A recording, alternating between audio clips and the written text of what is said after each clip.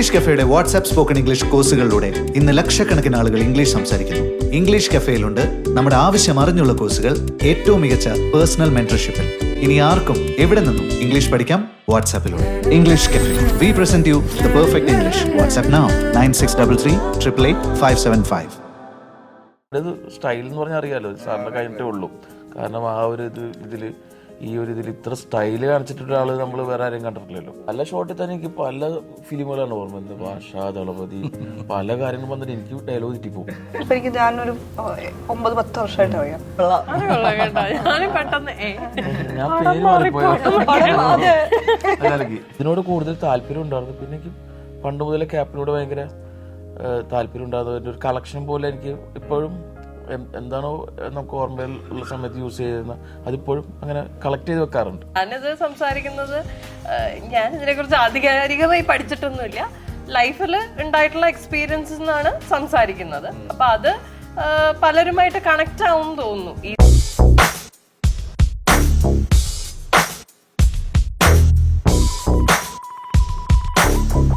Gangs of മച്ചാന്റെ മാലാക. Welcome to. ഞാനും പെട്ടെന്ന് ഞാൻ പേര് മാറിപ്പോയോ. എന്താണ് മച്ചാന്റെ മാലാക? മച്ചാന്റെ മാലാക എന്നുള്ള ടൈറ്റിൽ വെച്ച് നോക്കുമ്പോ മച്ചാനും മാലാകയും അങ്ങനെയാണ്. പക്ഷെ നമ്മളെ അങ്ങനെയുള്ള മച്ചാൻ വിളിപ്പേര് പോലത്തെ ഒരു മച്ചാനല്ല. അങ്ങനത്തെ വിളി പോലും ഇല്ല പടത്തില്. അത് ഡയറക്ടറിന് ഇഷ്ടമായിട്ടിരിക്കുന്ന ഒരു അങ്ങനെ സിനിമയുടെ ലാസ്റ്റ് ദിവസമാണ് ഇങ്ങനെ ഒരു ടൈറ്റിൽ ഉണ്ടാക്കിയത്. അത് വേറെ ഒന്നുമല്ല, അത്രയും ദിവസത്തെ ആ ഒരു ഷൂട്ടുമായിട്ട് ബന്ധപ്പെട്ടൊക്കെ നിന്നപ്പോൾ മനസ്സിൽ തോന്നിയ ഒരു പേര് എല്ലാവർക്കും. അത് ഞാൻ എൻ്റെ മനസ്സിൽ പറഞ്ഞു. അങ്ങനെ ഇവിടെ എല്ലാവരുടെ അടുത്തും പറഞ്ഞപ്പോൾ എല്ലാവർക്കും ഓക്കെ ആയി. ഈ ക്യാരക്ടറും അങ്ങനെ എല്ലാവരെയും മച്ചാനാണ്, എല്ലാവരെയും അങ്ങനെയാണ് കാണുന്നത്. പക്ഷെ അങ്ങനെ വിളിച്ചും ഒന്നുമില്ല, അങ്ങനെ മച്ചാനെ വിളിയൊന്നുമില്ല. ഇഷ്ടമുള്ള ആളാണ്. അതെ, എല്ലാവരും എല്ലാ കാര്യങ്ങളും പറയുന്ന ഒരാളാണ്. എല്ലാവരും അഡ്വൈസ് ഒക്കെ കേൾക്കുന്ന ഒരാളാണ്. അതിൽ നിന്നാണ് ഇങ്ങനെയൊക്കെ സംഭവിച്ചു പോയത്. ഈ ഇപ്പം സൗബിൻ എന്ന് പറഞ്ഞ ഒരു ആക്ടറിനെ നമുക്ക് നോക്കിക്കഴിഞ്ഞാൽ മലയാളത്തില് ഒട്ടുമിക്ക ആക്ടറിനും കിട്ടാത്തൊരു ഭാഗ്യമുണ്ട്. ആ ഭാഗ്യം എന്ന് പറയുന്നത് ഒരു ചുളുങ്ങിയ ഷർട്ടും ഒരു കയ്യില് മുണ്ടും എടുത്തു കൊടുത്തു കഴിഞ്ഞാൽ നമുക്ക് റിലേറ്റബിൾ ആയിട്ടുള്ള ഒരു സാധാരണക്കാരനായിട്ട് പെട്ടെന്ന് മാറാൻ കഴിയുന്നു. പെട്ടെന്നൊക്കെ താടിയോ നരച്ച താടിയൊക്കെ വെച്ച് കഴിഞ്ഞാൽ പെട്ടെന്ന് അങ്ങോട്ട് സിങ്ക് ആവുന്ന പരിപാടി. ഇപ്പൊ കുമ്പളങ്കിയിലാണെങ്കിലും പ്രാങ്കുടി ഷാപ്പിലൊക്കെ നമുക്കത് ബോധ്യപ്പെട്ടതാണ്. അത്തരത്തിലൊരു കഥാപാത്രത്തിലേക്ക് എങ്ങനെയാണ് ഇത്രയും പെട്ടെന്ന് കടന്നില്ലുന്നത്? അറിയില്ല, എനിക്ക് അങ്ങനത്തെ ക്യാരക്ടറൊക്കെ കുറച്ചും കൂടി എളുപ്പമെന്ന് വെച്ചിട്ട് കുറച്ചും കൂടി എനിക്ക് ചെയ്യാൻ താല്പര്യമുള്ള രീതി ആയതുകൊണ്ട് എനിക്ക് അത് കുറച്ചും കൂടി എളുപ്പമാണ് എനിക്ക് അങ്ങനത്തെ ക്യാരക്ടേഴ്സ് ചെയ്യാനായിട്ട്. പക്ഷെ പ്രാങ്കുടി ഷാപ്പും നമ്മുടെ കുമ്പളങ്ങി തമ്മിൽ വളരെ ഡിഫറെൻ്റ് ആയിട്ടുള്ള ഇതാണ്. എനിക്ക് കുമ്പളങ്ങി എനിക്ക് അത്ര കുഴപ്പമൊന്നും ഉണ്ടായിട്ടില്ല. പക്ഷെ പ്രാങ്കുടി ഷാപ്പ് എനിക്ക് വളരെയധികം, കാരണം കാലിന് വയ്യാത്ത ഒരാളും അങ്ങനത്തെ ഒരു മാനറിസം അതൊക്കെ കുറച്ച് പണിയായിരുന്നു പ്രാങ്കുടി ഷാപ്പിന്റെ. ഒരു ലെയർ കിടപ്പുണ്ടായുള്ള ഒരു സൈക്കോതരം പൊങ്ങി വരുന്ന ഇതാണ്. മറ്റേ ആളെന്ന് വെച്ചാൽ പാവമായിട്ടുള്ള ഒരാൾ, മറ്റേ നമ്മുടെ കുമ്പളങ്ങിൽ സജിയാണെങ്കിലും അത് ഭയങ്കര സോഫ്റ്റ് ആയിട്ടൊരാള്. പിന്നെ അതേപോലെ ഇതിലും സുഡാനിയിലും അങ്ങനത്തെ കുറച്ച് ഒരു ടീഷർട്ടും മുണ്ടും അങ്ങനത്തെ ഒരു ക്യാരക്ടർ തന്നെയാണല്ലോ. അത് എനിക്ക് കുറച്ചും കൂടി എളുപ്പമാണ് ചെയ്യാനായിട്ട്. പിന്നെ അതുകൊണ്ടാണെന്നുകൊണ്ട് കൂടുതലും കണ്ടിപ്പം മച്ചാൻ പറഞ്ഞ പോലെ തന്നെ അത് അങ്ങനെ ഇവർക്കൊക്കെ ഡയറക്ടേഴ്സിനും അങ്ങനെ തോന്നിയിട്ടുണ്ടാവുമെന്ന് തോന്നുന്നു. ഇതൊക്കെ എങ്ങനെയായിരുന്നു ഈ ചിത്രത്തിന്റെ അകത്തേക്ക് ചെന്നതും ഇതിനെ എക്സൈറ്റ് ചെയ്തിട്ട് ഈ ചിത്രം അഭിനയിക്കണം എന്ന് തോന്നിയൊരു മൊമെന്റ് ഉണ്ടല്ലോ? ബോംചേട്ടനോട് ഇതിനു മുന്നേ വർക്ക് ചെയ്തിട്ടുണ്ട്. അപ്പോ എപ്പോഴും പേഴ്സണലി ഒരു ടച്ചുള്ള ആളാണ് ബോംചേട്ടൻ. അപ്പൊ ഇങ്ങനെ ഒരു കഥയുണ്ട്, നറേറ്റ് ചെയ്യണം എന്നൊക്കെ പറഞ്ഞു. അങ്ങനെ ഞങ്ങൾ മീറ്റ് ചെയ്തു. ബോംചേട്ടൻ കഥ നറേറ്റ് ചെയ്തു. അത് നല്ലൊരു സ്റ്റോറി ടെല്ലറാണ്, ഭയങ്കര രസമായിട്ട് നറേറ്റ് ചെയ്യും. അത് എക്സ്പ്രസ് ചെയ്താ ബോംചേട്ടൻ ഇപ്പൊ അഭിനേതാവും കൂടെ അല്ലേ, അഭിനയിക്കുകയും കുറച്ചുകൂടെ എക്സ്പ്രഷൻ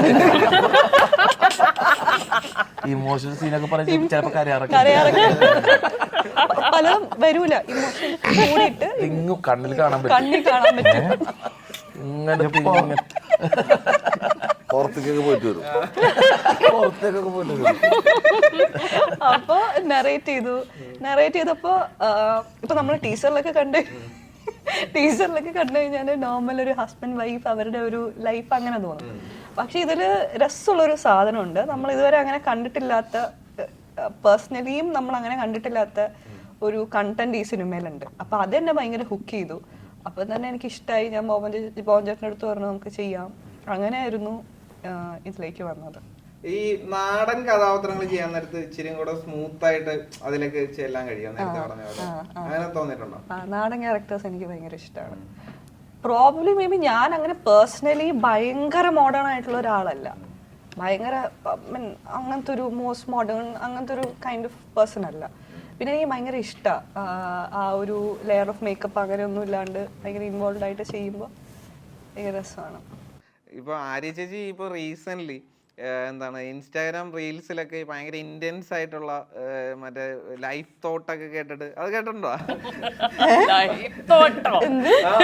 ലൈഫിനെ കുറിച്ച് ഭയങ്കര ഇന്റൻസ് ആയിട്ട് പറയുന്നത്. ഞങ്ങൾ നോക്കാൻ നേരത്ത് ഭയങ്കര ഷെയറും ലൈക്കും കാര്യങ്ങളൊക്കെയാണ് അതിന് ഉള്ളത്. ഒരുപാട് ഇങ്ങനെ ലൈഫിനെ കുറിച്ച് പറയുന്നതും ലൈഫിൽ എങ്ങനെ ഹാപ്പി ആയിട്ട് ഇരിക്കാന്ന് പറയുന്ന അങ്ങനത്തെ കുറെ മോട്ടീവ് ആയിട്ടുള്ള തോട്ട്സിനെ കുറിച്ച് ഞാൻ ഒരുപാട് റീൽ ഞാൻ കണ്ടിട്ടുണ്ട്. അപ്പൊ സംഭവം എന്ന് വെച്ച് കഴിഞ്ഞാൽ എങ്ങനെയാണ് ഇത്രയും ഇന്റൻസ് ആയിട്ടുള്ള ചിന്തകൾ വരുന്നത്? ഇത് ജീവിത സാഹചര്യങ്ങൾ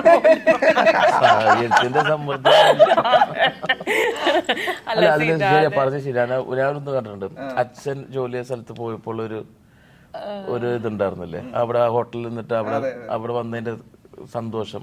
അച്ഛൻ പണ്ട് അവിടെ വർക്ക് ചെയ്തിരുന്നു. അതായത് പണ്ട് അത് സൗദിയില് ഹോട്ടലല്ല, അങ്ങനെയല്ല, അച്ഛൻ സൗദിയിലാണ് വർക്ക് ചെയ്തിരുന്നത്. അല്ല, അപ്പൊ അവിടെ ചെന്ന് അവിടെ ചെയ്ത വീഡിയോ അവിടെ ചെയ്തത്. അതെ, അത് തന്നെ. അതൊരു സ്റ്റോറി ഇട്ടിരുന്നത്. അത് ബേസിക്കലി ഇദ്ദേഹം പറയുന്നത് എനിക്ക് മനസ്സിലായി. അതെന്താന്ന് വെച്ചാൽ ഞാൻ ഇതുപോലെ കൊടുക്കുന്ന ഇന്റർവ്യൂസിന്ന് ഓരോ ഷോർട്സ് എടുത്തിട്ട് പലരും റീൽസ് ആയിട്ട് ഷെയർ ചെയ്യുന്നതാണ്.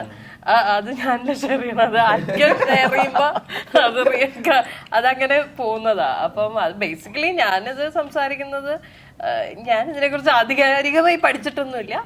ലൈഫിൽ ഉണ്ടായിട്ടുള്ള എക്സ്പീരിയൻസസ് എന്നാണ് സംസാരിക്കുന്നത്. അപ്പൊ അത് പലരുമായിട്ട് കണക്ട് ആവും തോന്നുന്നു ഈസിലി. കുറെ ആൾക്കാരുമായിട്ട് കണക്ട് ആവുമ്പോ അവരതിനകത്ത് ഈ സ്വാഭാവികമായും അത് കണക്ട് ചെയ്യുന്ന ആൾക്കാര് അതിനെ ലൈക്ക് ചെയ്യുന്നു, അതിന്റെ അടിയിൽ വന്ന് അവരുടെ എന്താ പറയാ എക്സ്പീരിയൻസ് കമന്റ് ചെയ്യുന്നു. അങ്ങനെ അത് ആയിപ്പോകുന്നതാണ്. അതെ, റിലേറ്റ് ചെയ്യാൻ പറ്റുന്ന ഒരു വലിയ ശതമാനം ആളുകൾ ഉണ്ട് എന്നുള്ളത് ഇപ്പൊ എനിക്ക് മനസ്സിലായി. വിനീതേട്ടന്റെ ഇപ്പൊ ഈ പറഞ്ഞ പോലെ തന്നെ വേറെ സംഗതി, മറ്റേ നമ്മളെ അഡിഗോസ് അമിഗോസിൽ അവര് സീൻ ഭയങ്കരമായിട്ട് ഇതേപോലെ റീൽസിലൊക്കെ ശ്രദ്ധിക്കുന്നത്. അത് ഞാനിപ്പോ നേരത്തെ നമ്മൾ സംസാരിച്ചപ്പോഴേക്കും 5 ദിവസം കൊണ്ടാണ് ഫുൾ ആ ഒരു ഷൂട്ട് പ്രോസസ് നടന്നത്. അതിനകത്ത് ഒരു ചെറിയ ബിറ്റാണ് ആ സീൻ അതിരിക്കുന്നത്. പക്ഷെ അത് ഭയങ്കരമായിട്ട് ആ കഥാപാത്രമാണെങ്കിലും കാര്യങ്ങളൊക്കെ ആണെങ്കിലും ആ ചിത്രവും കാര്യങ്ങളൊക്കെ എങ്ങനെയായിരുന്നു? അതുപോലെ മച്ചാന്റെ മലയിലേക്ക് വരാൻ നേരത്ത് ഉണ്ടായിരുന്ന ഒരു സന്ദർഭം. അത് നല്ലൊരു എക്സ്പീരിയൻസ്. കുറച്ചുള്ള ഞാനത് കുറച്ച് സമയമുള്ള ആ കാറിൽ കയറി തൊട്ടുള്ളത്. അതിന് ശേഷമുള്ള മച്ചാന്റെ മലക ബോബൻ ചേട്ടൻ വിളിക്കുന്നു, ഇങ്ങനൊരു കഥാപാത്രം പറയണു, സോബിനാണ് നായകൻ, പോത്തൻ സാറുണ്ട്. അപ്പൊ സോബിന്റെ എല്ലാ പടങ്ങളും കണ്ടിട്ടുള്ള നമ്മള് ഭയങ്കര ഇഷ്ടം. പക്ഷെ നേരിട്ട് കണ്ടിട്ടില്ലേ. പോത്തൻ ചേട്ടൻ നമ്മള് തങ്കത്തില് പരിചയമുള്ളതാ പറഞ്ഞാൽ അടുപ്പുള്ളതാ, ഒരു ചെറിയ. അപ്പൊ തന്നെ നമ്മൾ ഓക്കെ ആയി പകുതി. പിന്നെ ഞങ്ങള് 10 വർഷമായിട്ട് റോമൻസ് തൊട്ടേ പരിചയമുള്ളതാ. ഫസ്റ്റ് ക്യാമറയുടെ മുമ്പിൽ എത്തിച്ചു. ഒരു പാട്ട് സീനിൽ കുഞ്ഞു പാട്ട് തന്നു. എത്താൻ കാരണം തന്നെ എന്റെ സുഹൃത്തുക്കളുടെ പ്രൊഡ്യൂസ് ചെയ്തു. അപ്പൊ ഞാൻ അവരുടെ കൂടെ ഫുൾ ടൈം ഉണ്ട്. അല്ല, റോമൻസിൽ എന്റെ വലം കൈയായിരുന്നു. എന്റെ കൂടെ ഫുൾ ലൊക്കേഷൻ കാണാൻ ഒക്കെ എന്റെ കൂടെ ഉണ്ടായിരുന്നു. പക്ഷെ നമുക്ക് ആ സെറ്റ്, നമ്മൾ ഷൂട്ടിംഗ് സെറ്റ് കണ്ടിട്ടുണ്ടെങ്കിൽ അതിന്റെ ഉള്ളിലൊന്ന് കയറി പറ്റാനുള്ളൊരു മാർഗം റോമൻസ് തൊട്ടിട്ടുണ്ടായിരുന്നു. അത് സ്വന്തം സിനിമയായിട്ട് തന്നെ നമ്മുടെ സുഹൃത്തുക്കളുടെയാണ്, ചാന്ദി ക്രിയേഷൻ എന്ന് പറയും. ഈ സഹനടൻ എന്ന ഒരു ലേബലിലേക്ക് നോക്കാൻ നേരത്ത് ഇപ്പൊ നമ്മൾ ചെയ്തിട്ടുള്ള സന്ദർഭത്തിലോ ഇല്ലെ കഥാപാത്രങ്ങളൊക്കെ വീണ്ടും നമുക്ക് കേക്ക് ചെയ്യാനും ഇല്ലെങ്കിൽ ഫുൾ സ്ക്രിപ്റ്റ് ആയിട്ട് വായിക്കാനൊക്കെ ഒന്നും പലപ്പോഴും സമയം കിട്ടാറില്ല. അപ്പം പക്ഷെ ഈ ഡയറക്ടേഴ്സ് ഒക്കെ ആയിട്ട് കമ്മ്യൂണിക്കേറ്റ് ചെയ്യുന്ന നേരത്ത് അവർ പറയുന്നത് ഇന്നൊരു വേഷമാണ്, ഒരു ഗുണ്ടയാണ്, ഇല്ലെങ്കിൽ ഇന്ന ആളാണ് എന്ന് പറയാൻ നേരത്ത്, പോലീസ് ഓഫീസർ ആണെന്ന് പറയാൻ നേരത്ത് അതിന്റെ തോത് എങ്ങനെയായിരിക്കും ഒരു ആക്ടർ എന്ന നിലയിൽ അതിനെ കാണുന്നത്? എന്നോട് ഇപ്പൊ പറയുന്നത് ഇപ്പൊ പറയുമ്പോ ഞാൻ പറയാം എന്റെ ക്യാരക്ടർ പറഞ്ഞാൽ മതി എന്ന് പറയും. അപ്പൊ അത് ഇന്നതാണ് ആളൊരു കോമഡിന്ന് സി നായകനായിട്ട് അടുപ്പുള്ള ആളാണെന്ന് പറയുമ്പോ അത് ചിലപ്പം ചെന്ന് വിട്ട് സാഹചര്യം ക്ലൈമാക്സ് കൊണ്ട് കേട്ട് പോവാം. അല്ലാണ്ട് എനിക്ക് നിർബന്ധമില്ല, അവർ പറഞ്ഞു നിർബന്ധമില്ല. ചിലപ്പോൾ അടുപ്പം കൊണ്ട് നിങ്ങൾക്കായിട്ട് അതിന്റെ പ്രതീക്ഷിക്കുന്ന നമ്മൾ ഉദ്ദേശിച്ച പോലെ അല്ല നിർബന്ധമൊന്നുമില്ല. സ്ക്രിപ്റ്റ് പിന്നെ ഞാൻ വായിക്കാറില്ല. അതൊന്ന് ജസ്റ്റ് ഒരു അതെനിക്ക് വരുമ്പോ ഞാൻ ഒന്ന് വായിക്കും. എനിക്കത് പറഞ്ഞു തന്നാലാണ് കൂടുതൽ എളുപ്പം. ആ മൂഡ് അപ്പോഴേക്കും ഞാൻ സെറ്റ് ചെയ്ത് എന്നോട് പറയും മൊബൈലിൽ അയച്ചാൽ പറഞ്ഞു, ഇവിടെ വേണ്ട ഇപ്പൊ PDF കാലഘട്ടമാണ്. വന്നിട്ട് കേട്ടാ മതി. ഇത് ഒരിക്കലും ക്യാമറയുടെ മുമ്പിൽ അഭിനയിക്കുന്നു നമുക്ക് ആർക്കും തോന്നിയിട്ടില്ല. അവിടെ പല സമയത്തും സീനിൽ തന്നെ ഡയലോഗ് നമുക്കറിയാൻ പറയാൻ പോണേന്നു, പക്ഷെ അത് പറഞ്ഞു വരുമ്പോ ഓ ശരിയാ ഡയലോഗാണല്ലോ, അത്ര നാച്ചുറൽ ആയിട്ടാണ്. ഞാനിപ്പോ നേരത്തെ ചോദിച്ചപ്പോ അങ്കമാലി ഡയറീസില് മറ്റേ പെരുമ്പാമ്പിനെ തിന്നുന്ന സീനിന്റെ കാര്യം അത് ഏകദേശം ഒരു ഉച്ച സമയത്ത് ഷൂട്ട് ചെയ്തിട്ട് വൈകുന്നേരം 5 മണിയോടെ തീർത്തെന്ന് പറഞ്ഞു.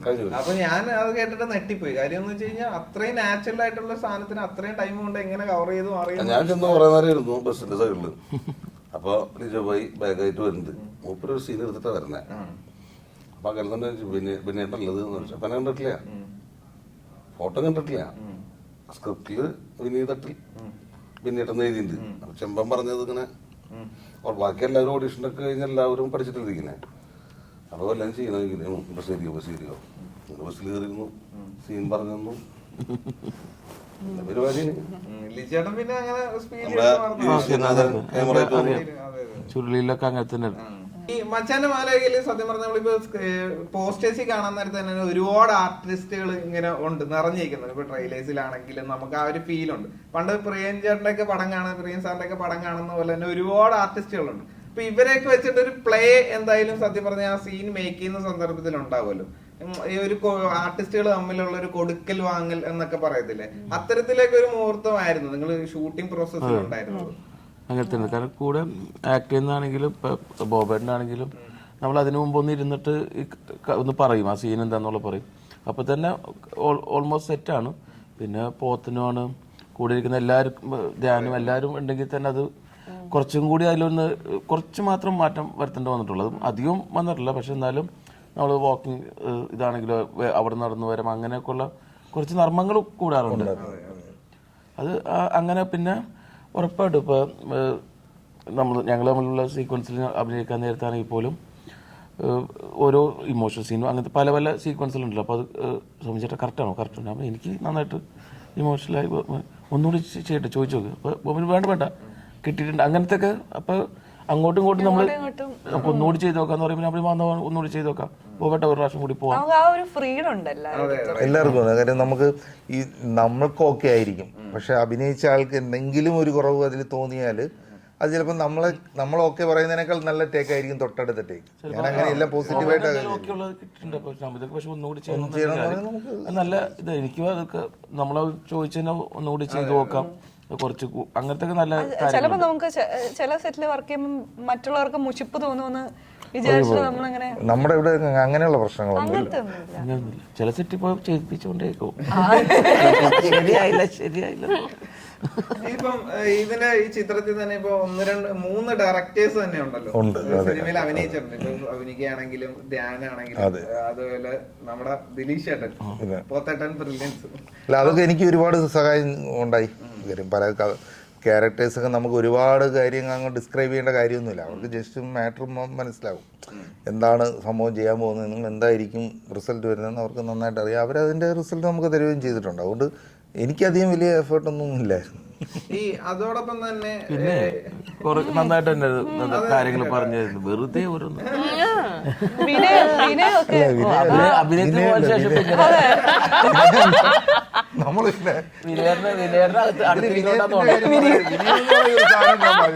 വിനയം പറയുന്ന എനിക്ക് ഓക്കെ ആയിരുന്നു.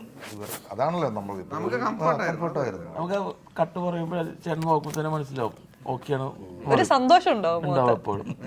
അല്ലെങ്കിൽ പിന്നെ വന്നിട്ട് പറയും നമുക്ക് അത് മറ്റേ കുറച്ചും കൂടി ഒന്ന് അതിനെ കുറച്ചും കൂടി ഒന്ന് സൂക്ഷിച്ച് പറഞ്ഞോ, അത് ഒന്ന് എടുത്തു പറഞ്ഞോ എന്ന് പറയും. അത് അങ്ങനത്തെ കാര്യങ്ങൾ ഇനി വരുന്നുണ്ട്, അങ്ങനെയൊക്കെ കാര്യങ്ങൾ. ഈ ബോബൻചേട്ടൻ ആക്ടറും കൂടെ ആയതുകൊണ്ട് ഈ മാൻഡ്രസങ്ങളൊക്കെ പലതൊക്കെ ഇട്ട് തരാറുണ്ടോ? അവർക്ക് അവരവരുടെ കഴിവുള്ള ആൾക്കാരല്ലേ. നമ്മുടെ കാര്യങ്ങൾ പറഞ്ഞുതരും, എന്താണ് ചെയ്യാൻ പോകണ്ടേന്ന് പറഞ്ഞു കൊടുക്കും.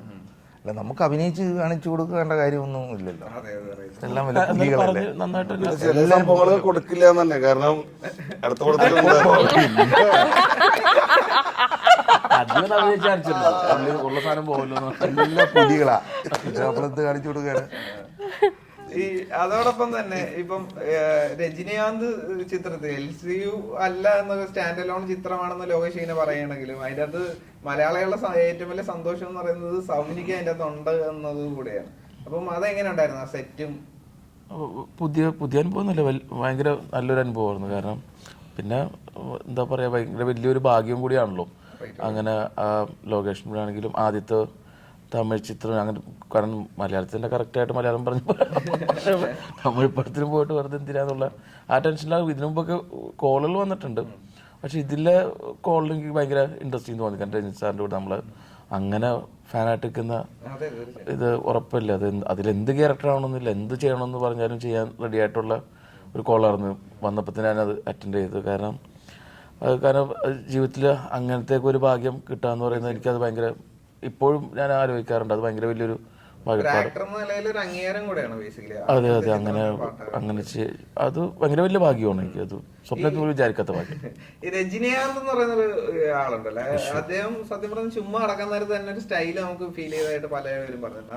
ഭയങ്കര രസമുള്ള, നമ്മൾ കുറേ പഠിക്കാറുണ്ട് സാറിൽ നിന്നും. സാറിപ്പം ത്രൈജാണെങ്കിലും സെറ്റിൽ കേരളമൊന്നും സാർ അങ്ങനെ പോകുന്നുണ്ടല്ലോ, ഡ്രസ് ചേഞ്ചിനോ ബ്രേക്കിനോ ഭക്ഷണം കഴിക്കാൻ വേണ്ടി മാത്രമുള്ളൂ. അല്ലെങ്കിൽ സെറ്റിൽ വന്നാലും ഇപ്പോൾ മഴ സീക്വൻസ് ആണെങ്കിൽ നൈറ്റ് ആണെങ്കിലും അവിടെ ഒരു കസേരയിട്ട് അവിടെ തന്നെ ഒരു പതപ്പൊക്കെ മൂടി അവിടെ തന്നെ ഇരിക്കുള്ളൂ, സെറ്റിൽ തന്നെ ഇരിക്കുള്ളൂ.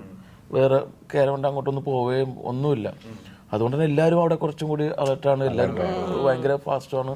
പിന്നെ ഒരു ടേക്ക് എന്ന് പറഞ്ഞ സാധനം മറ്റേ ആള് വേറെ സ്റ്റൈൽ മൻ എന്ന് പറയൂലേ,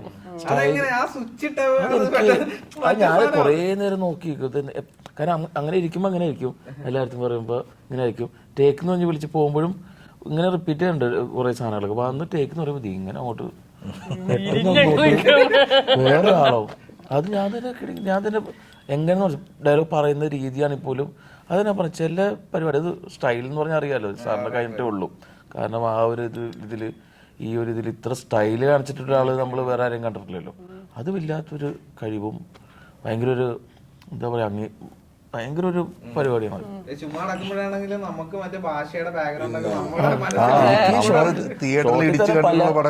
പല ഷോട്ടിൽ തന്നെ എനിക്ക് പല ഫിലിമുകളാണ് ഓർമ്മ. എന്താ ഭാഷ, ദളപതി, പല കാര്യങ്ങളും വന്നിട്ട് എനിക്ക് ഡയലോഗ് തെറ്റിപ്പോവും. കാരണം ഇറങ്ങലിച്ചിട്ട് എന്താ ഞാൻ പറയും, എനിക്ക് 1-2 ക്ലോസിങ്കിലും ജസ്റ്റ് ഒന്ന് എടുക്കാൻ പറ്റുമോ, എവിടെയെങ്കിലും തെറ്റ്, കാരണം പേടിക്കാണ്ട് പറയാൻ വേണ്ടി. അപ്പൊ ഗിരീഷും കൂടി അതുപോലെ ക്യാമറമാൻ ഗിരീഷാണല്ലോ. ഗിരീഷ് ചെറുതായിട്ടൊന്ന് പതറിയോ എന്ന് വെച്ചിട്ട് അപ്പൊ ഞാൻ ഒന്നുകൂടി ചോദിച്ചോ, ഇല്ല എന്റെ ക്ലോസ് പോകുന്നതായാലും കുഴപ്പമില്ല.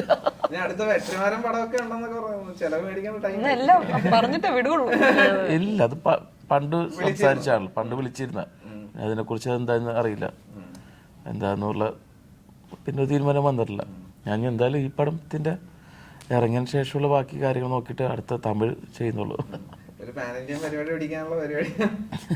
നല്ലല്ലേ, നമുക്കൊക്കെ പറയാലോ. പിന്നെ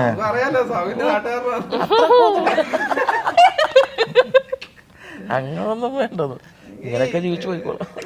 അതുപോലെ തന്നെ ഇപ്പം യുണീക്ക് ആയിട്ടുള്ള ഒരു ഔട്ട്ഫിറ്റ് പലപ്പോഴും ശ്രദ്ധിക്കപ്പെടുന്ന, ഇപ്പൊ ഈ നേരത്തെ നമ്മൾ സംസാരിച്ച പോലെ ക്യാപ്പിന്റെ ആണെങ്കിലും വാച്ചിന്റെ ആണെങ്കിലും കളക്ഷൻസിന്റെ കാര്യമൊക്കെ നമ്മൾ പലപ്പോഴും സംസാരിക്കുന്നതാണല്ലോ. അതോടൊപ്പം തന്നെ പക്ഷെ അതിന് ബാക്ക് സ്റ്റോറി ഉണ്ടാവുമല്ലോ. കാര്യം എന്ന് പറയുന്നത് നമ്മള് കൊച്ചിയില് സത്യം പറഞ്ഞു കഴിഞ്ഞാൽ പലയിടത്തും കണ്ടിട്ട് ഒരാള് ഇപ്പൊ അപ്പുറത്തെ വീട്ടിലെ ചേട്ടനോ ഇല്ലെങ്കിൽ നമ്മളെ കോളേജിൽ പഠിക്കുന്ന വേറൊരു കൂട്ടുകാരനോ ഒക്കെ വെച്ചുകൊണ്ട് കിടക്കുന്ന ഒരു സംഗതി കണ്ടിട്ട് പലപ്പോഴും ഒരു അത് മേടിക്കണമെന്നൊരു ആഗ്രഹം മനസ്സിലുണ്ടാവും. പിന്നീട് നമുക്ക് മേടിക്കാൻ പറ്റുന്ന സാഹചര്യം കിട്ടാൻ നേരത്തായിരിക്കും നമ്മളെല്ലാം കളക്ട് ചെയ്ത് വെക്കുക, ഒരു കസ്റ്റോഡിയനായി മാറും. ക്യാപ്പിന്റെ ആണെങ്കിലും അങ്ങനെയല്ല, എല്ലാവരുടെ ലൈഫിൽ അങ്ങനെയല്ല. അങ്ങനത്തെ ഒരു ആഗ്രഹം ഇതിന് പിന്നിലുണ്ടോ? ഉണ്ട്. കാരണം ഞാൻ വീട്ടിലിപ്പോൾ ഞാൻ ഏറ്റവും ഇളയ പുത്രനാണ്. അപ്പോൾ വീട്ടിൽ എൻ്റെ ചേട്ടനൊക്കെ ജോലിക്ക് ഞാൻ എന്താ പറയുക, സ്കൂൾ ടൈമിൽ തന്നെ ഞാൻ വീട്ടിൽ പറയാണ്ട് ജോലിക്ക് പോയിട്ടുണ്ട്. പാർട്ട് ടൈം ജോലിക്കൊക്കെ പെറ്റ് ഷോപ്പിലും സെയിൽസിലാണ് കൂടുതൽ നിന്നിരുന്നത്. എനിക്ക് അതുകൊണ്ടാണ് തോന്നുന്നത് കൂടുതലും ഇപ്പോൾ ഡ്രസ്സിനോടാണെങ്കിലും ക്യാപ്പിനോടാണെങ്കിലും ഷൂസിനോടാണെങ്കിലും ഞാൻ കുറച്ച് നാളൊക്കെ വീട്ടിലറിയാണ്ട് ഇത്ര മണിക്കൂറൊക്കെ പോയി അങ്ങനെ നിൽക്കുമായിരുന്നു. പിന്നെ ആ വർക്ക് ചെയ്തിട്ട് ഒരു ഞായറാഴ്ച ഒരു പുതിയ ഷർട്ട് ഇടണം, അങ്ങനത്തെ ഒരു കൊതിയൊക്കെ ഉണ്ടായിരുന്നു. കാരണം അപ്പോൾ അതിനുവേണ്ടി വർക്ക് ചെയ്യാന്ന് പറയുന്നതും പിന്നെ ഞാൻ സെയിൽസ് അത് പഠിത്തം കഴിഞ്ഞപ്പോഴാണെങ്കിൽ പോലും ഞാൻ ഫുൾ സെയിൽസിലോട്ട് കയറി. സെയിൽസ്മാനായിട്ട് തന്നെ ഞാൻ ഫസ്റ്റ് ഇവിടെ കേരളത്തിൽ Levi's, Lee Cooper, Dockers, Nike, Adidas ഒക്കെ വരുന്ന എക്സ്പ്ലനഡ് ബിൽഡിങ്ങിലാണ് കേരളത്തിൽ ഫസ്റ്റ് വരുന്നത്. അവിടെ ഞാനൊരു 4-5 കൊല്ലം വർക്ക് ചെയ്തിട്ടുണ്ട്. ലാസ്റ്റ് സെയിൽസ് ഇൻചാർജ് ആയിട്ടുണ്ട്. ആ സമയത്ത് ഞാൻ അസിസ്റ്റന്റ് ഡയറക്ടറും ആണ് ഇടയ്ക്ക്. അപ്പോൾ അവിടുന്ന് ലീവ് എടുത്തിട്ടാണ് ഞാൻ അസിസ്റ്റ് ചെയ്തിട്ട് തിരിച്ചെനിക്ക് വന്നിട്ട് അവിടെ തന്നെയാണ് ഞാൻ വർക്ക് ചെയ്തിരുന്നത്. അതിനുശേഷം ഞാൻ ഒരു ഷോപ്പൊക്കെ തുടങ്ങിയിട്ടുണ്ടായിരുന്നു. ആറ്റിറ്റ്യൂഡ് എന്ന് പറഞ്ഞിട്ട് കൊച്ചിയിൽ മെൻസ് വെയർ ആയിട്ടുള്ള, പിന്നെ ഗോഡസ് എന്ന് പറഞ്ഞിട്ട് ഗേൾസ്. ഞാനും എൻ്റെ പാർട്ണറുണ്ടാവും, സോണിക്ക്, സജു, അങ്ങനെയൊക്കെ. അപ്പോൾ അതിനോട് കൂടുതൽ താല്പര്യം ഉണ്ടായിരുന്നു. പിന്നെ എനിക്ക് പണ്ട് മുതലേ ക്യാപ്പിനോട് ഭയങ്കര താല്പര്യം ഉണ്ടാകുന്നത്. ഒരു കളക്ഷൻ പോലെ എനിക്ക് ഇപ്പോഴും എന്താണോ നമുക്ക് ഓർമ്മയിലുള്ള സമയത്ത് യൂസ് ചെയ്യുന്ന അതിപ്പോഴും അങ്ങനെ കളക്ട് ചെയ്ത് വെക്കാറുണ്ട്. അതൊരു കമ്പമാണ്. കൂടുതലും മൂടി പോകാനുള്ള കാരണമൊക്കെ അത് വെച്ച് ഈ ധ്യാനുമായിട്ടുള്ള സീക്വൻസ് എനിക്ക് നമിക്കാൻ തോന്നുന്നല്ലേ കൂടുതലും. ഇപ്പം സെറ്റിലും ഇന്റർവ്യൂസിലൊക്കെ ഈ പറഞ്ഞ ഒരു സ്റ്റോറി ടെല്ലർ ആണല്ലോ. എങ്ങനെ ഉണ്ടായിരുന്നു അഭിനയത്തിൽ കൂടെ ഇരുന്നപ്പോ? അല്ല, നമ്മളിതിന് മുന്നേ അഭിനയിച്ചിട്ടുണ്ടല്ലോ. ഓൾമോസ്റ്റ് ഇപ്പൊ എനിക്ക് ധ്യാനൊരു 9-10 വർഷമായിട്ട് അറിയാം. അപ്പൊ രസമാണ്. അന്നത്തെ പോലെ തന്നെയാണ് ഇന്നും. അന്ന് സ്റ്റോറി ടെല്ലർ ആയിരുന്നു, പക്ഷെ ഇന്റർവ്യൂലൊന്നും വന്ന് ഇങ്ങനെ സംസാരിക്കുന്നുണ്ടായിരുന്നു. റിയൽ ലൈഫിൽ ഇങ്ങനെ തന്നെയായിരുന്നു. ഇപ്പൊ പബ്ലിക്കായി അത് ഭയങ്കര പാവം പോലെ രസമാണ്. കുറെ നാൾക്ക് ശേഷം വർക്ക് ചെയ്തു. അപ്പം എനിക്ക് കുറച്ച് സീക്വൻസസ് ഉണ്ടായിരുന്നു ആ സമയത്ത്. അപ്പം പ്രേക്ഷകർ എന്തുകൊണ്ട് മച്ചാന്റെ മാലാക കാണണമെന്ന് ചോദിച്ചാൽ നിങ്ങൾക്ക് എന്താണ് മറുപടി പറയാനുള്ളത്? അവരെ ഒരിക്കലും പ്രേക്ഷകരെ ഹാപ്പി ആയിട്ട് കണ്ടുപോകാൻ പറ്റുന്ന ഒരു സിനിമയാണെന്ന് 100% ഉറപ്പ് തരുന്നു. അതുപോലെ ഒരു സബ്ജക്റ്റാണ്, മലയാളികൾക്ക് റിലേറ്റ് ചെയ്യാൻ പറ്റുന്ന കഥാപാത്രങ്ങളാണ് ഇതിനകത്ത്. അതുകൊണ്ട് തീർച്ചയായിട്ടും പ്രേക്ഷകർക്ക് ഈ സിനിമ ധൈര്യപൂർവ്വം വന്ന് തിയേറ്ററിൽ കണ്ടിട്ട് പോകാം. കുടുംബ പ്രേക്ഷകർക്കും എല്ലാത്തരം പ്രേക്ഷകർക്കും. നിങ്ങളുടെ 5 പേരുടെയും അടിപൊളി ക്യാരക്ടേഴ്സിനെ കാത്തിരിക്കുന്നു. Thank you.